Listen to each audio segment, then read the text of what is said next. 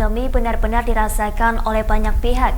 Meski demikian, bagi Guntoro Purwo Handoko hal tersebut tidaklah mematahkan passionnya dalam berkarya. Bagian handicraft adalah usaha kerajinan kertas karton yang digelutinya sejak 2014 yang lalu, yang membuktikan pandemi tidak bisa membunuh seni. Guntoro Purwo Handoko adalah seorang pengrajin yang piawai dalam membuat kreasi seni berbahan dasar kertas karton. Kreasi kerajinan seni yang dibuatnya antara lain seperti tempat tisu, tempat kado, tempat buku, bingkai foto, dan lain sebagainya. Baygun Handicraft, usaha yang dijalankan oleh Guntoro ini berlokasikan di Jalan Gurame 2, nomor 12. Usaha ini telah ia geluti jauh sebelum pandemi COVID-19 mewabah, tepatnya sejak tahun 2014 lalu. Kita bergerak di bidang handicraft atau kerajinan tangan. Jadi khusus kertas karton. Nah, tapi di sini dengan kita kreasikan, biasanya saya gunakan kita gabungkan antara biasanya karton dan kulit kayu. Itu biasanya saya akan jadikan tempat tisu. Itu. Dan kita di sini kerajinannya adalah kerajinan khusus kertas karton. Ini biasanya saya membuat dengan permintaan customer atau konsumen. Biasanya saya membuat untuk kemasan awalnya itu kemasan kain batik khas Kalteng atau orang sini bilang benang bintik. Nah, benang bintik. Jadi kita gunakan untuk kemasan kain batik seperti ada beberapa ukurannya seperti ini, dan ini sampai sekarang masih kita produksi. Setiap bulan sekali kita memproduksi seperti ini.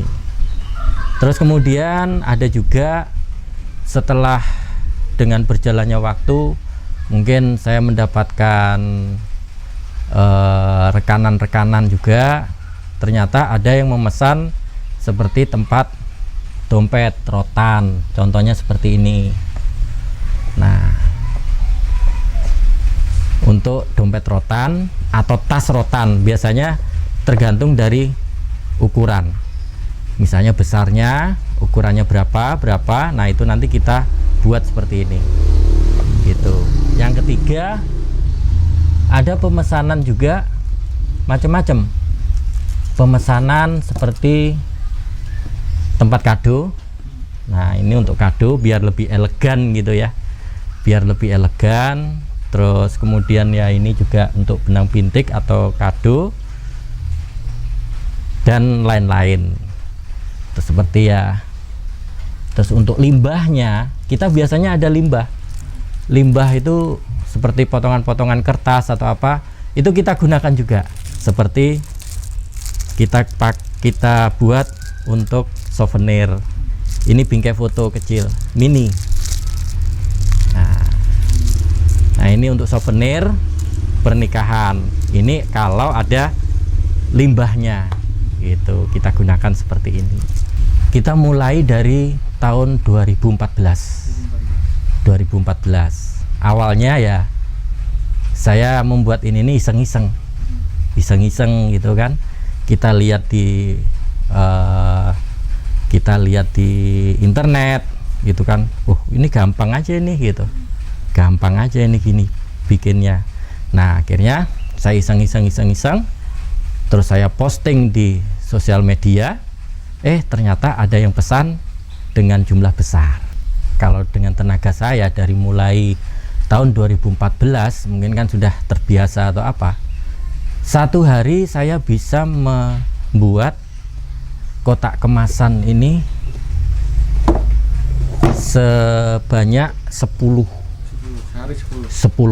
ini kalau yang sudah jadi gitu. Ini 10 kotak atau 10 pieces. Sebelum pandemi kita bisa satu bulan bisa sampai 200 pieces, tapi setelah pandemi ini omset kita menurun dan produksi kita juga menurun. Rata-rata saya membuat 1 bulan itu kurang lebih 80 pieces saja. Kalau omset ya tergantung juga sih pemesanan ya. Kalau pemesanan kita kan by order masih. Kalau omset itu 1 bulan kita bisa anggap aja kita satu ini kita jual paling 40.000 satu ini. 40.000 kalau kita kalikan 50 ya itulah jumlah 40.000 kali 50 ya itu jumlah 1 bulannya untuk saat ini. Kalau untuk sebelumnya ya kalau misalnya 40 kali 100 ya sudah 400.000 ya sekali pembuatan, sekali pemesanan.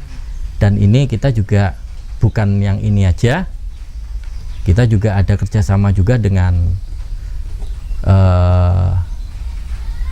pengrajin-pengrajin di Palangkaraya atau di Kalimantan. Contohnya seperti ya kita sudah bekerja sama dengan benang bintik Gria Berkat Indah, terus Indang Apang, Jawet Niang, terus kita ada juga masuk ke instansi-instansi. Dan itu juga momen-momen tertentu aja kalau instansi. Terus kemudian ada juga kita keluar seperti ada rumah batik Gina, kita ada juga pernah membuat di sana juga. Untuk saat ini masih di daerah Kapuas dan kalau yang paling banyak masih di area Palangkaraya. Nah kalau di Palangkaraya mungkin ya sudah menyebar kemana-mana ya, dan itu kan dari rekanan-rekanan itulah yang menggunakan itu dipakai untuk apa atau gimana gitu kan, itu nanti mau dipakai dikirim mau kemana, nah begitu. Kalau untuk promosi untuk saat ini kita masih menggunakan sosial media seperti Facebook, Instagram ada, terus kemudian WhatsApp itu ya mungkin lingkup skala kecil aja kan masih. Nah, terus kemudian kalau orang Jawa bilang gedok tular, artinya berantai, pesan berantai dari teman ke teman, dari pelanggan ke pelanggan. Kalau untuk bahan, untuk saat ini saya menggunakan bahan-bahan yang ada di Palangkaraya. Jadi kita tidak mengirimkan dari Jawa atau dari luar Kalimantan, enggak, tapi kita menggunakan barang yang ada di Palangkaraya. Nah misalnya seperti kertas karton ini selalu ada, dan mungkin kalau kosong pun itu cuma 1-2 hari aja. Nah artinya bahan-bahan ini yang kita peroleh ngambilnya di Palangkaraya saja. Nah terus seperti kulit kayu ada juga. Kita mencari ke pengrajin, terus mungkin rotannya juga kita ambil lewat dari pengrajin juga. Kita kan khusus kertas, jadi untuk saat ini di Palangkaraya masih tercukupi. Kalau untuk bahan-bahan kertas kita ngambilnya ada di toko, salah satu toko ATK di Palangkaraya. Kita ada juga langganan, ada beberapa toko itu yang menyediakan bahan-bahan itu. Untuk harga produknya sendiri bervariasi, dimulai dari Rp30.000 sampai dengan Rp50.000. Bahkan didapatkannya dari toko alat tulis di Kota Palangkaraya. Guntoro sendiri mampu membuat kerajinan kertas karton sebanyak 10 buah dalam 1 hari. Saat ditanya soal kesulitan yang ia hadapi, Guntoro menjawab sebelum pandemi dirinya mampu menjual sampai 200 buah dalam sebulan. Namun di saat pandemi hanya separuhnya saja. Dari Kota Palangkaraya, Hari Raimondo melaporkan.